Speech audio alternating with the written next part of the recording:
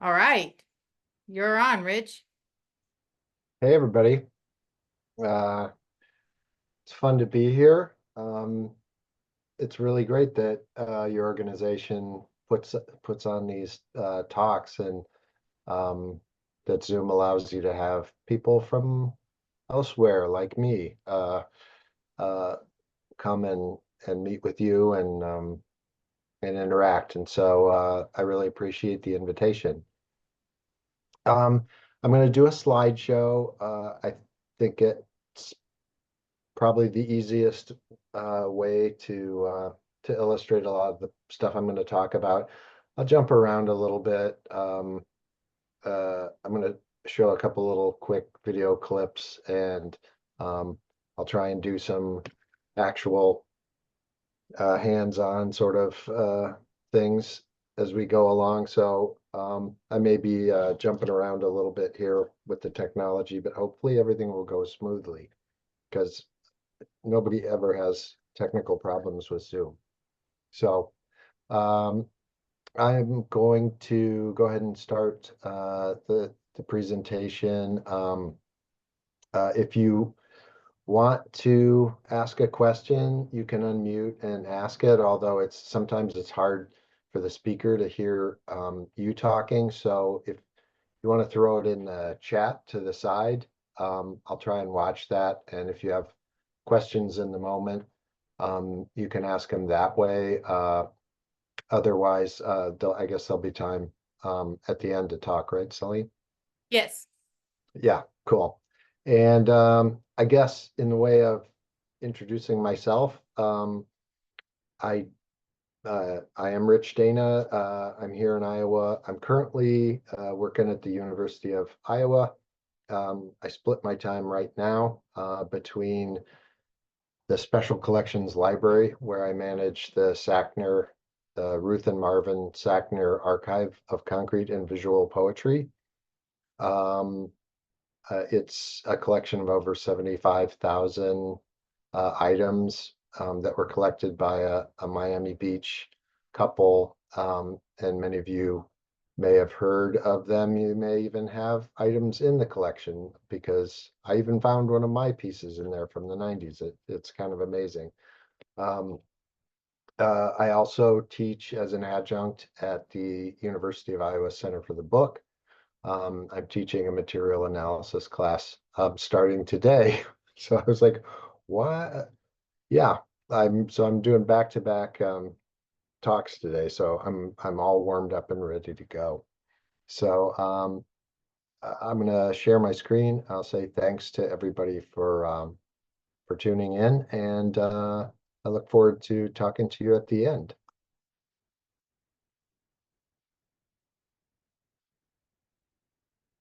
Okay, I'm going to share my whole screen so that I don't have to screw around um, jumping from one screen to another. So hopefully you'll see everything I'm doing here.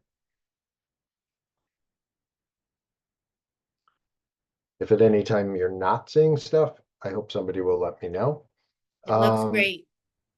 Great.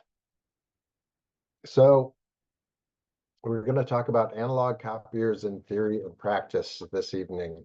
Um, I'm guessing some of you probably, like me, went to school receiving handouts and quizzes and things that were done on ditto machines. They were often called spirit duplicators, mimeograph machines, and maybe early Xerox machines.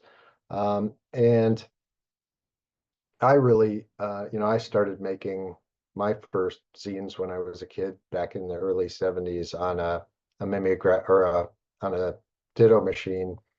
And sort of continued on through doing Xerox stuff and then kind of got into computer stuff all the time. Also being interested in letterpress printing because my dad was a letterpress printer. He was a poet who also taught printing. Um, and so then now I've sort of come full circle back to an interest in the old stuff again. And finding that a lot of people are really enjoying and engaging with the hands-on sort of direct and tactile aspects of this. For any of you out there who are teaching or have been in book arts for a while, I don't have to explain that to you. You know how much joy it brings to people when they get the chance to actually make something and produce something with their own hands. So uh, I'm really excited about how much interest there is in this. I'm going to kick off talking about the history and how these technologies were used outside of the office or in the office after hours in many cases. And um, uh, my partner Alicia and I just last month did uh, 4 nights at the Center for Book Arts in New York and covered a lot of stuff. And we've really been exploring the role of the secretary in the development of copier art, mail art, etc. Um, and we kick off the talk sort of prefacing it with a bit about the scribal tradition. And of course, any of you who are calligraphers know all about that. Anybody who is involved in rare books has seen illustrated manuscripts and knows that there's a long tradition. That tradition proceeded into sort of the Renaissance and then the rise of the merchant class and record keeping, and then sort of morphed into the secretary, who in Latin, secretus, or the keeper of secrets, right? So at some point in the Industrial Revolution, it also provided um, one of the first roles where women were sort of welcomed into the workplace, and could do a whole hour lecture about that. But suffice it to say that I think in some ways, copier art has never sort of gained the cachet of fine press, letterpress printing, in part due to that it comes out of a tradition of what was thought of as women's work. Um, the ad on the right-hand side, by the time you've smoked a cigarette, the mimeograph duplicator could get out 500 copies. And, you know, not even mentioning that person operating mimeograph duplicator is in fact a woman and a human being who's doing work. Um, so I'll not spend too much time on that soapbox, but I think it's a very interesting point to consider and something that we plan on doing some writing about in the future. Um, Typewriter art, I just grabbed a couple of slides from Leisha's presentation. Um, uh, I just wanted to use these to illustrate that probably the first people using these new advances in office technology, either as ornamental, decorative, or even illustrative art making devices, were the secretaries. Um, the history of the typewriter is really fascinating. Alicia does a really good talk on it. I couldn't do it justice, but I did want to show a couple of these illustrations of the kind of stuff that these women secretaries slash artists were doing um, at the advent of the office technology boom of the um, late 1800s. And then, of course, it, uh, we'll be talking a good bit more about the artists of the mimeograph revolution, like D.A. Levy, who used the typewriter to do all sorts of amazing things. And a young poet from New York, Sade Powell, is like rediscovering typewriter poetry in a big way. And we were really excited to meet with her and spend time with her in New York last month. We're going to talk about the hectograph first. The hectograph was the first of these low-tech publishing devices. For those of you who don't know what a hectograph is, it's actually just a pad of gelatin and glycerin in a pan. Um, they were made by school teachers, again, secretaries, missionaries, office workers, and then they were also made commercially for a good period of time. And it was just a tray of gelatin that you would use an aniline dye pencil or transfer sheet to make your uh, master sheet. And then the gelatin serves as a matrix for that. And you just they're a lot like the jelly pads that you can do mono prints on, but the great thing about them is that you can get hecto Latin for 100, maybe a little bit of an exaggeration. It depends on what you consider a quality print. um, Near the end of that run of 100, you're usually going to end up having some pretty faint prints. Um, William Henry Perkin invented the aniline dye that was used for these, and he did it as a young man trying to synthesize quinine, and the experiment went horribly wrong, but he ended up with this amazing purple dye that many of us remember from school, the purple printout sheets that you would get. Also became hugely popular in the textile industry, one of the first synthetic dyes.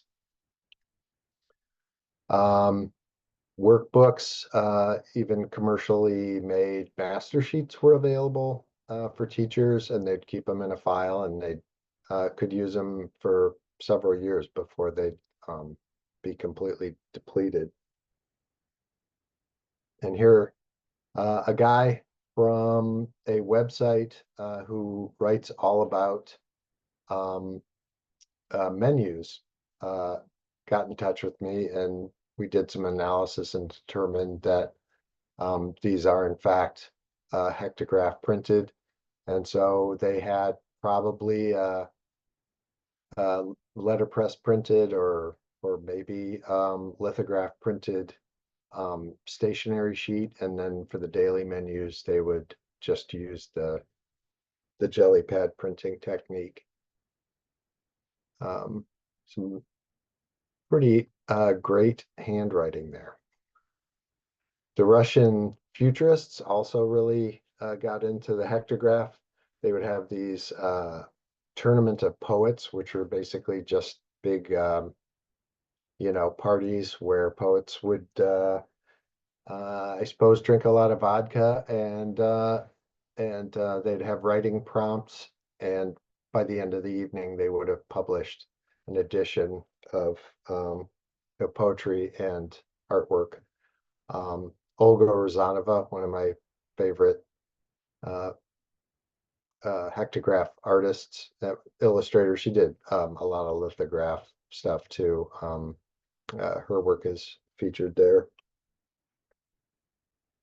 And they were also hugely popular with science fiction fans in the first fanzines. That's where we get the name zine. They were first called fan mags, and a guy named Rush Chauvenet in like 1937 said, fan mag sounds so crass. We should have a better name. How about fanzines? And it stuck. And um, now we have all nature of zines besides fanzines, but they all started with the science fiction fanzines in the uh, very early 1930s. And people were still using hectographs, like Stephen King wrote about he and his brother putting out fanzines with a jelly hectograph when he was a kid. And May Strelkov, an Argentinian artist and science fiction fan, communicated a lot with American fans, and she put out these amazing hectograph um, illustrated zines, and um, we are fortunate enough to have a good collection of them at the University of Iowa. And I've been in contact with her son and her family in Argentina, and hope to get access to some of her papers in the future. And I'd like to do some more research on her and her work. Uh, Apparently, she made her hectograph jellies out of boiled, bones and cow hooves and stuff. She made her own inks. She was quite ingenious, and also made some pretty out there stuff. I should mention that the purple, you don't see much black in hectographs, and often they're hand um, colored like the one on the left, uh, because the black aniline dyes just don't give very many copies. Purple is the color that gives the most copies, followed by red, blue, and yellow. So those are the colors you tend to see, and it gives it that really kind of psychedelic quality. And D.A. Levy from Cleveland, a great poet, sort of the king of the Midwest beatniks who wanted to turn Cleveland into the Greenwich Village of the Midwest, used hectograph a lot and did some really cool and sometimes really abstract stuff with it. For those of you who don't know, you don't hear about D.A. Levy that often. Unfortunately, he took his life in his 20s. Um, he was persecuted by the Cleveland police and was eventually arrested for selling obscene material to a minor, which was, of course, a book of poetry by Allen Ginsberg, um, that the kid bought at a poetry reading. And uh, Levy's life kind of went out of control from there. But luckily, his work remains, and try and spread the word about him. Before I go on to Ditto, I'm going to jump out of this screen briefly, and I have a little video just to give you a better idea of how Hecto works. Come on, there we go. So this is a sort of sped up video of me doing a hectograph. I'm using Spirit Duplicator master sheets, which are like a carbon. You can still get the pencils occasionally, but it's much easier to do, and especially for classes, to do with the carbon sheets. I call them carbon sheets. They're actually aniline dye sheets. And you can see the jelly takes the dye really well. And you can just start pulling copies off of it. It's a really direct and really immediate and really satisfying process. And it's it, I feel like it's a really great way to introduce people into um, independent publishing, printing, printmaking. Um, it really gives them a sense of the pleasure of doing that. Okay, I'm going to jump back into the slideshow here.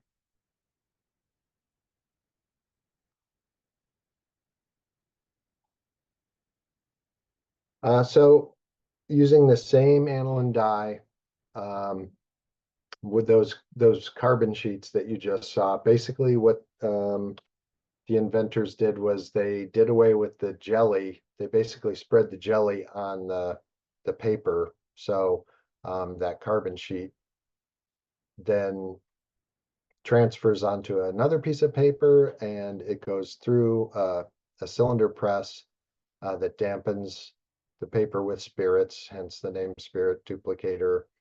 Um, and presses the master to the paper sheet and makes the copies. And so that in this case, now the paper master sheet has actually become the printing matrix. And so what you're doing is you're making a reverse master, because it's going to be the matrix that comes in contact with the paper and gives you a right reading print when it comes out. It was touted as being a dry copier because the alcohol dried really fast and the aniline dye didn't rub off really bad. So it was considered a much cleaner alternative to the mimeograph, which actually used colored inks. And I just kind of think this ad is hilarious because she just loves the copies so much that she has to rub them on her arm, I guess. I don't know. It's the wonders of 60s advertising. And again, our secretary is doing the work. Here's the first edition of Howl by Allen Ginsberg. It was printed on a spirit duplicator. From the Iowa collection, I found a great set of master sheets from a coloring book that was produced by the Chicano and American Indian Student Association, as they were known at that time. And all the master sheets are still there. I scanned them and made new master sheets from the old master sheets, and for their 50th reunion, we were able to reprint the comic book on a spirit duplicator, which was pretty cool. And jumping over to the Mimeo side, I want to be cognizant of the time here. Try and keep moving along. The mimeograph is on the same family tree as silkscreen printing, stencil printing, and the risograph machine that is so popular right now. The risograph is basically a digital mimeograph machine. And I'm sure some of you may have printed on a mimeograph at some point uh, in ye olde times, as I say. But even before then, it started off as basically kind of like very similar to a silkscreen rig, except it uses a brayer. A stencil is affixed to either a screen or a felt pad, and then using the brayer, the ink is pushed through the stencil. And I'll be talking a little bit more about how that stencil is produced as we go along. There's as you can see, if you've done any silkscreen printing, it's a very similar setup, and those were the first mimeograph machines. Tomoko Kanzaki and I have done some work together. She wrote a great book, The Past and Future of Mimeograph. Does the Japanese technique called Gariban, and produces some really exquisite prints using the mimeograph technique as it developed in Japan. And that side of the family tree, the Japanese delegation at the 1900 World's Fair saw the first A.B. Dick Edison mimeograph, went back to Japan, inspired by what they saw, and created a different kind of mimeograph, and those two technologies sort of grew separately and then reconverged like decades later.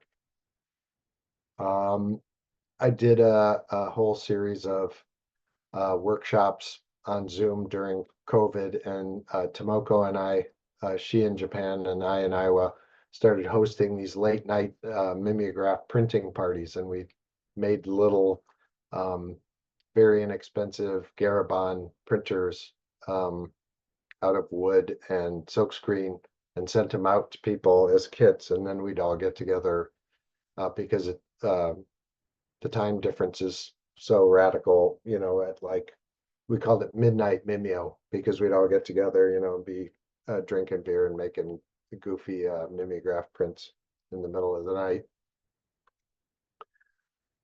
Here's a print that I made during one of those workshops, and you can see the mimeograph stencil paper is very transparent. It's made out of Japanese mulberry paper, and it's coated with a combination of wax, petroleum jelly, and uh, a gum arabic is how we make it, and that's spread on there hot, and then it dries. And you can use anything from I'm using like a piece of drywall sanding screen there to get the texture on the snake skin. You can also just draw on it with a ballpoint pen, and it pushes that coating away, and the ink is able to pass through there. The cylinder version, the rotary version of the mimeograph came along a little bit later. Edison and A.B. Dick partnered in the early production of those. I've got one of that exact model here. Nope, it's at the other studio. Sorry. But yeah, as I just described, using a stylus or a brayer, you pierce the coating off of the paper, and then it can be printed by hand, or it can be printed on a mimeograph machine. And there are single and double cylinder machines. The Gestetner machines, which are considered the best, have a double cylinder and a silk screen as opposed to the felt printing pads. And again, on the right-hand side, some Russian futurist stuff, and on the left-hand side, some American science fiction fans doing a similar kind of approach. And of course, again, inspired by the pulp magazines that they all loved so much, the science fiction fans set out to produce their own stuff. And John Baltadonis, a kid from Baltimore, did some of this incredible cover art. Later served in World War II, survived to return and become a successful commercial artist. And on the left is Edith Ide, a California woman who moved from the Valley to Los Angeles, became part of the Los Angeles Science Fantasy Society. She wrote and produced zines under the name Tigrina, and worked as a secretary at RKO Pictures. So we'll revisit Edith here in a little bit. You know what? I'm going to jump out of here again because I have a couple of other little videos to show. No, actually, I'm gonna stick with the slides for right now. Sorry, don't mean to be all over the place here. William Everson, some of you may know him as someone who was really instrumental in the return of letterpress printing in the 60s, while serving as a conscientious objector. He was imprisoned as a conscientious objector, and served time in a work camp in Waldport, Oregon, and was able to use the office copier there to print the first edition of his war elegies, which is really the first, or one of the very early poetry chapbooks that really strove to look good and include some abstract art and some fairly tight typography using the mimeograph machine. he later re-released it as a letterpress printed chapbook. And on the science fiction fan side, here's a fanzine called The Damn Thing. It says rest home for conscientious objectors, and they're being marched off to the camp, and the names of the three fans. The one in the front you'll see is Bradbury, which is young Ray Bradbury. And in Europe, the Lithuanian resistance was just one of many groups that used homemade mimeograph machines to produce resistance publications, and they were called the Forest Brothers, and they would set up in the woods outside of a village with a typewriter and a hand mimeograph, and they would produce flyers and broadsheets, and then sneak into the villages at night and distribute them with news from the outside. Again, anti-British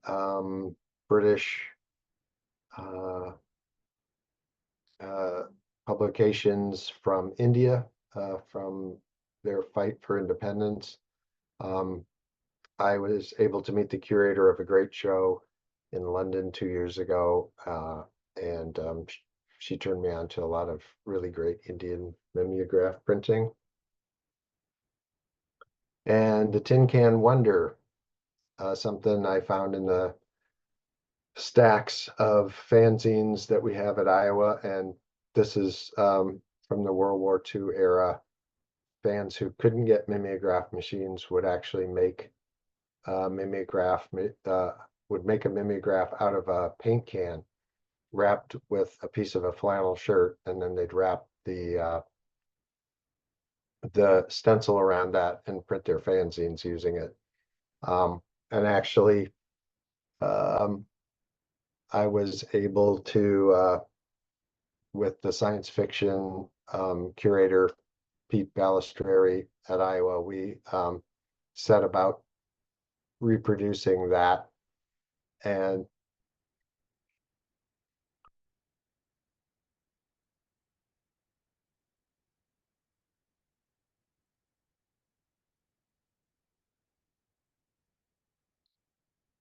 we were able to actually pull it off. And we've been using that technique at workshops. And believe me, it's gotten quite a lot better than that first experiment. But we were able to reproduce it.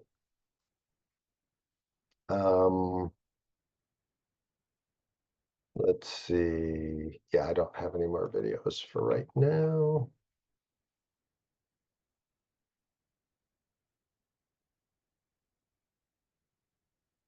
Here's Edith Ide again after the war. She was still working as a secretary. Her boss told her to always look busy. He didn't want to see her polishing her nails or reading a book when an important client came in. So she used that time to start producing some zines on the office copier, including Vice Versa, which was America's first lesbian fanzine.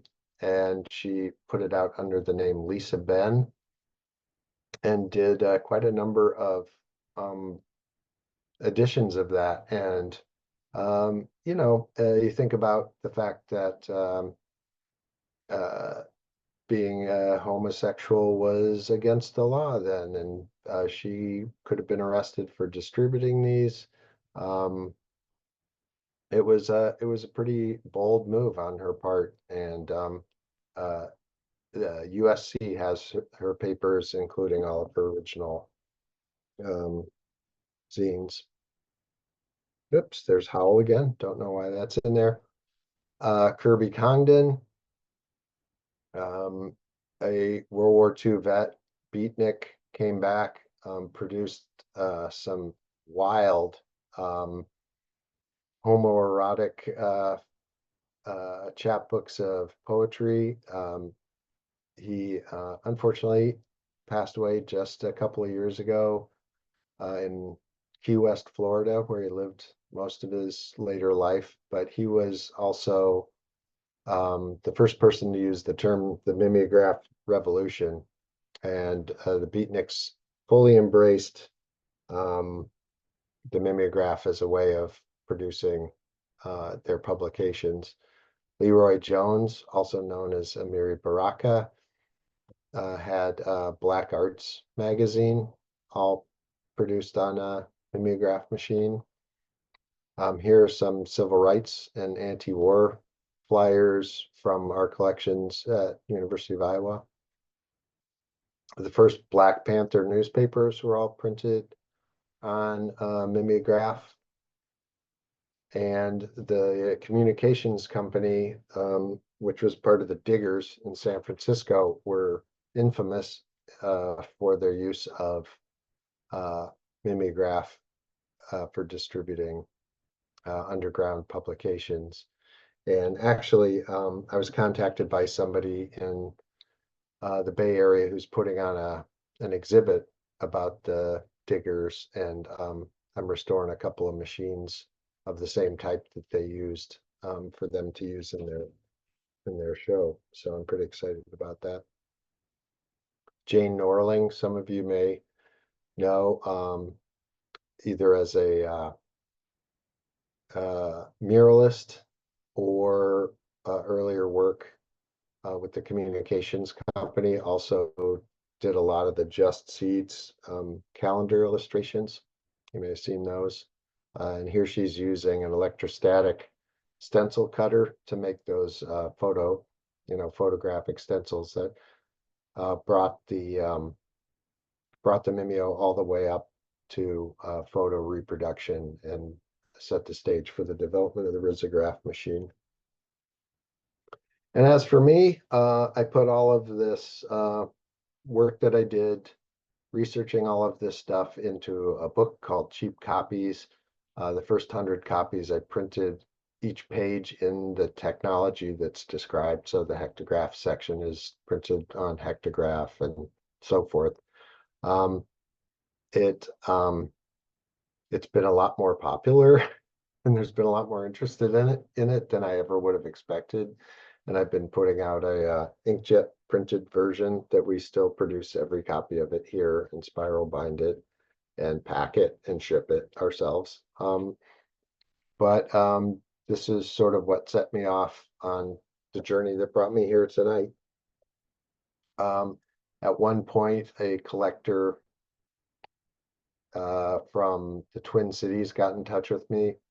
And I say a collector, actually, he was a science fiction fan who worked in printing, and all of his friends who were science fiction fans who put out fanzines would dump their machines on him. And he, at some point, found that his garage was completely full, and he just had to unload his machines. So he asked me if I would take them, and I rented a truck and went to the Twin Cities and picked up this incredible collection of mimeograph machines, which I've been restoring and trying to distribute.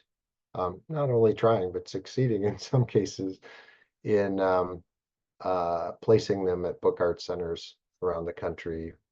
Got them in Iowa, CBA in New York, MCBA in the Twin Cities, and a couple other folks have taken them or voiced interest in taking them. So what I try and do is go out and do a workshop, teach people how to use them, and then leave them with the machine at the end. And I sort of took off on a trip after COVID to visit some of the cool people I'd been meeting online during the lockdown, and went to Ireland and the UK and Germany. I had a suitcase that had like a pair of jeans, two pairs of underwear, and a whole bunch of printing stuff in it. And hit the road and just met some wonderful people. Jim Pennington on the bottom left, uh, an old time underground publisher from London, um, some Irish printers, Kate O'Shea, top right hand side, just introduced me to so many great printers and printmakers in Ireland, and Marcus in Berlin, who uh, mimeograph prints his own money, his own artist money. And on this side of the pond, pack up some machines and head out. There's Austin, the Austin Book Art Center on the right. And Ed Sanders, the notorious lead singer of the group The Fugs, and the publisher of many great publications, including Fuck You, a magazine of the arts, is at the beginning of my book, and I was really inspired by Ed Sanders. I've been a big fan for a long time. And my latest adventure took me to Woodstock, New York, to meet Ed Sanders and recover his mimeograph machine, which he was giving to Princeton. And Josh Coton, who you see on the left, an English professor, got in touch with me and asked me if I'd come out, go to Ed's place, get this machine, bring it to Princeton, try and fix it and print on it. And so I did this sort of insane whirlwind tour up to Woodstock, back to Brooklyn, New York. Oh, there's a picture of Ed on the cover of Life magazine from 1967. And the years in the barn hadn't been particularly good to Ed's machine. When we opened up the side of it, a mouse jumped out of a huge mouse nest. And we needed to get this thing to Princeton the next day and hopefully printing. My friend Michael, longtime companion and crazy adventure partner, helped me in his studio. And luckily I'd brought almost an entire mimeograph machine in my suitcase. And I had all the parts to fix it, including a motor. And we were able to print a day and a half later with the students at Princeton, which was really exciting. I've got a couple little videos to wrap up that story from our all-night adventure fixing the machine, just so, and also so you can see how the machine runs.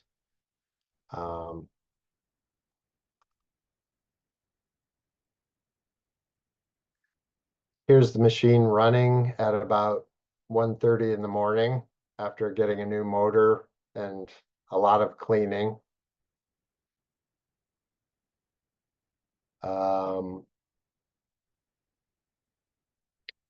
Here it is with the rollers on it.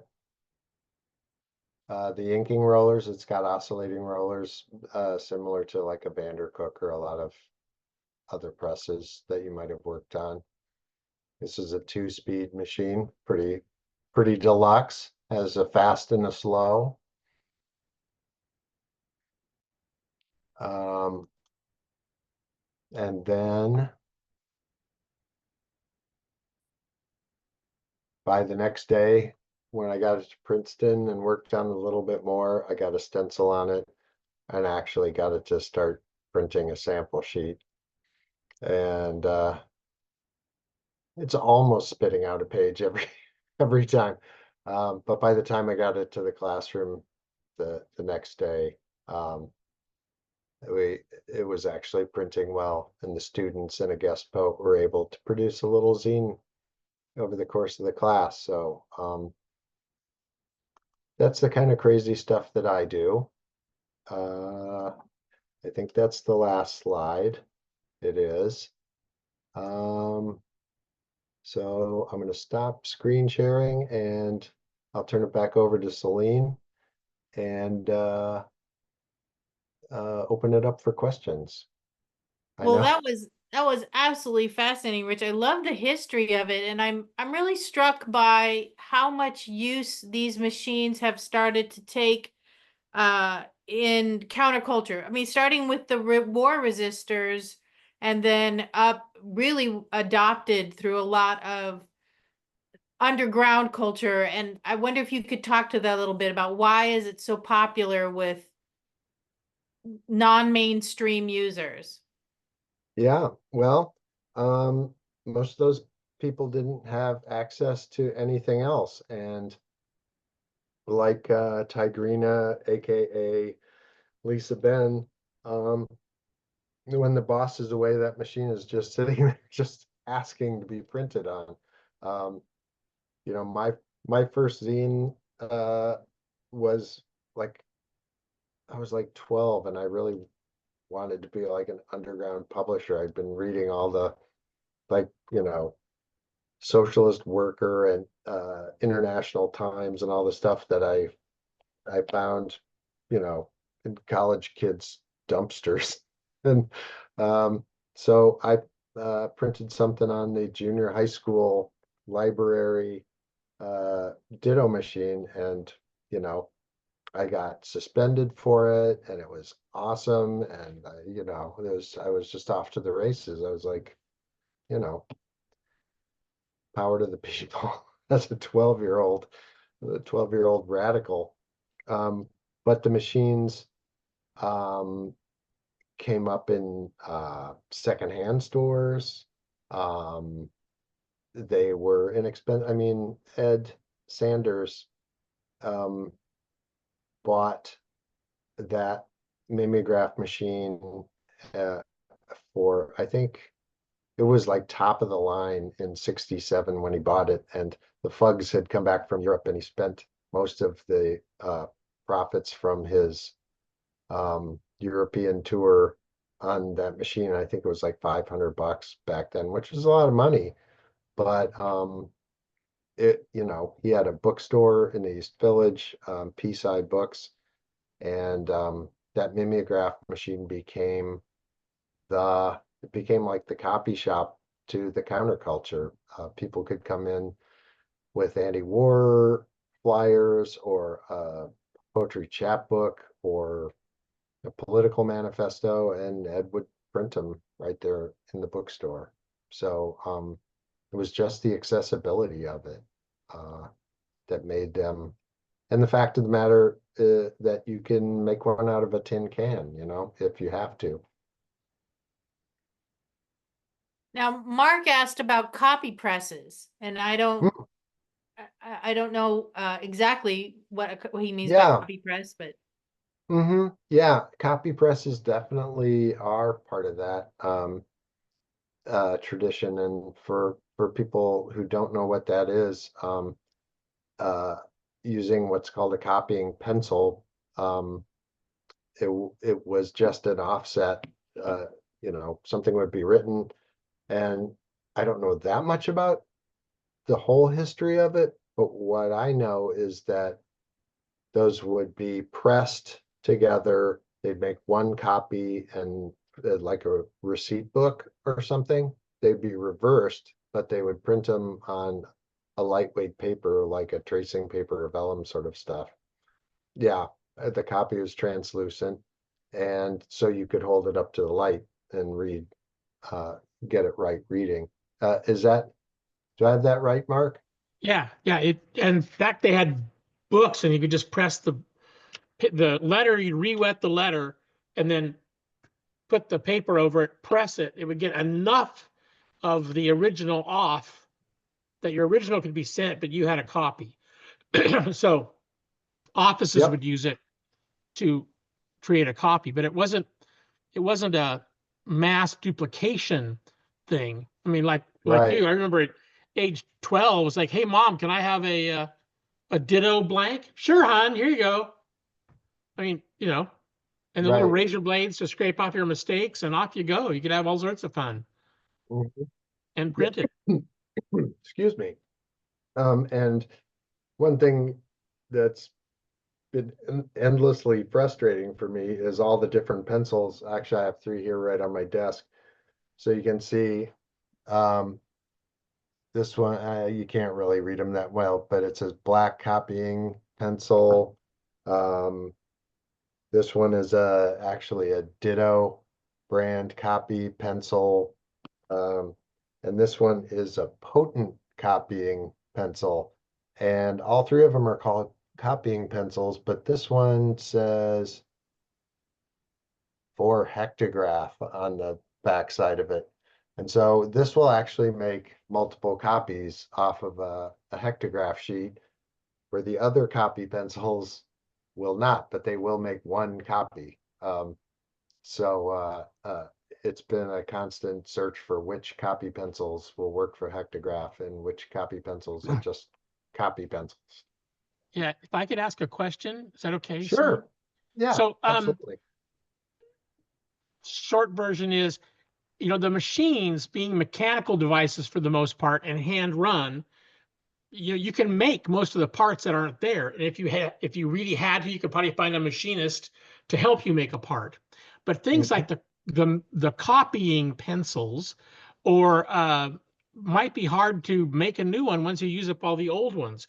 What in this world are you finding to be the unobtainiums that, oh my God, when I can't find any more of these, I'm done Mhm. with this technique or that technique? Yeah. The big one has been the stencil paper for the mimeograph, I guess. Um, you can take risograph paper, off the roll in a risograph machine, and you can run it through a thermal copier like a fax machine and burn a stencil that'll work on a mimeograph machine. But to do the traditional handwriting and hand typing, I mean, I've just bought like 800 stencils from a vintage stationer in the UK, but that doesn't happen very often. Um, and actually, I've been remiss in really not showing you. Like this is here's a mimeograph stencil probably from the 70s. And you can see where it's white and you can see the light passing through. That's where it's been typed or written on, and it's punched out that waxy coating. So, you know, there really isn't an off-the-shelf thing, but Tomoko, my friend from Japan, um, turned me on to this formula for making um, stencil paper out of Japanese paper, like kite paper or book repair paper. And a graduate student who works with me in the library actually, like I had made some, but she actually made the paper and then coated it. And it's great. It works great. That stuff can be made. The hectograph inks, like the other colors, you can get green and purple um, master sheets because they're still used at tattoo shops. Ah, But all the other colors, I've been working with, all kinds of different leather dyes and stuff, trying to recreate the formulas from the old, you know, spatula ink formularies and stuff. right. So it's just a sort of an endless series of rabbit holes. Yeah, I found I, that with, yeah, yes. I guess that's the short answer. Yes, you're right. It's a endless pile of rabbit holes, and you just keep on praying that you can find one more thing to keep it going, or find the formula, or find the person who knows. yep. Yeah, I spent a few years on intertype and line casting machines. And all I can say is this is a lot easier than trying to keep a line casting machine going. And Dave Seat, who I know some of you may know, is like the last traveling uh, line caster repair guy. Doesn't come around that often, but I see I missed a couple in the chat here. Linda, I've been collecting examples of duplicating done where Japanese Gampi paper, yep, focused on the paper used for mimeographs and other processes. So this has been wonderful. Oh, well, that's great. Yeah, if you're making stencil paper out of Gampi, you're on the right track, and I would certainly like to know what sort of uh, successes you've had with that. Gampi is like commercial Gampi is the thing. Unfortunately, it's so expensive, but um, Camille, the grad student, was actually able to make a whole bunch of paper of her own. Um, Marilyn asks, I remember ditto machines that made purple copies of poems for an English class in the 80s. Are these archival at all? Yes. Um, nice to see Ed Sanders. Oh, you're a friend of Ed Sanders. That's awesome. Uh, meeting Ed was just, oh, he's just an incredible individual. But the archival question about hectographs and dittos is something archivists talk about a lot because we like to show this stuff, but it's not light stable at all. If you left a hectograph on the dashboard of your car, it would be a white piece of paper when you came back at the end of the day. Those dies just are not light fast at all. So yeah, that's a real issue for archivists, and I usually suggest that people make facsimiles if they're going to display them for any length of time because they're just super um, uh, uh, ephemeral, I guess is the word. And Linda asks, I have stock of some original mimeograph paper which was imported from Japan. Oh, Linda, you're my new best friend. I'll send you some if you want to email me your address. Oh, that's awesome. Thank you. Yeah, there was a company in Japan that I was buying new paper from, and actually there's some similar paper that's used for etching stainless steel, acid etching stainless steel. Like you type out the, whatever serial number and wrap it around and spray it with some sort of acid solution, and it's essentially mimeograph paper, and I think that's what a lot of the Japanese paper that's still kicking around is used for. Marcy says, I just added my first Gestetner to my studio. Congrats. It needs some fixing though. Summer project. Thanks for your talk. Oh, no problem. And feel free to drop me a line if you have questions about it. The Gestetner's always the old grease turns to wax, and it's really hard to turn them, and don't force it. You'll have to get in there with some, like, I use Sea Bright engine cleaner from the, like, AutoZone, and you take off the sides and spray it all down, and it'll start spinning again. I don't know if that's your problem, but that's Are you Rich, are you the only person doing mimeograph restoration in the US that you know of? I don't know. Yeah, I guess that I Nobody know else of. has mentioned it to you? No, it's not exactly a growth industry. And Um, if people want to know more about what you're doing or where you're going to appear next, I think you said you were going to be in San Francisco later this year. How do people follow that? yeah, hopefully, I mean, I've got an Instagram account, and whenever there's something worth announcing, I put it out there.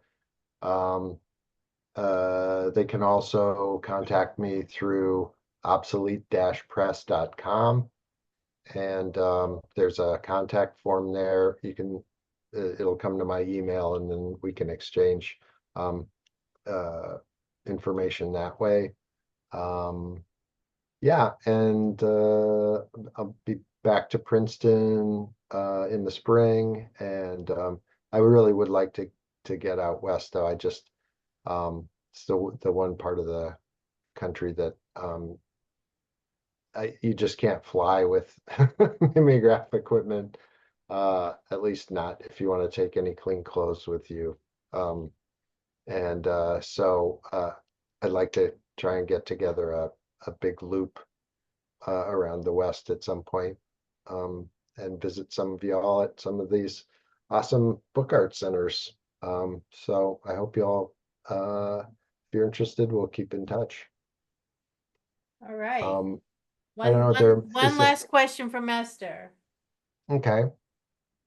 Templar copying ink pencils and don't know about Templar pencils.